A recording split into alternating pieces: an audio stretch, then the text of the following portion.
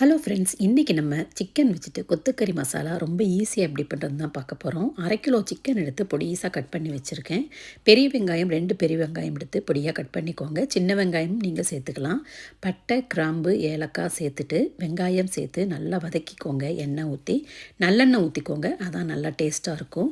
வெங்காயத்தையும் போட்டு நல்லா வதக்குனதுக்கப்புறம் கொஞ்சமாக மஞ்சள் தூள், கொஞ்சம் குழம்பு மிளகாய்த்தூள் இல்லைன்னா நீங்கள் மிளகாய்த்தூளும் தனியாத்தூளும் சேர்த்துக்கலாம். நான் கலருக்காக கொஞ்சமாக காஷ்மீரி மிளகாய்த்தூள் சேர்த்துருக்கேன். சேர்த்துட்டு நல்லா வதக்கி விட்டுட்டு ஒரு கிளாஸ் அளவுக்கு 3/4 கிளாஸ், 1 கிளாஸ் வேண்டாம், 3/4 கிளாஸ் அளவுக்கு தேங்காய் பால் எடுத்து ஊற்றி கொஞ்சமாக உப்பு சேர்த்து மூடி வச்சு இறக்குனீங்கன்னா சூப்பரான சிக்கனில் கொத்துக்கறி மசாலா ரெடி ஆயிரும். இந்த மசாலா இட்லி, தோசை, பூரி, சப்பாத்தி எல்லாத்துக்குமே ரொம்ப சூப்பராக இருக்குங்க. சாதத்து கூட நீங்கள் வச்சு சாப்பிட்டாலும் ரொம்ப அருமையாக இருக்கும். இந்த மசாலா சிம்பிளான மசாலாவை நீங்களும் ட்ரை பண்ணி பாருங்கள். தேங்க்யூ.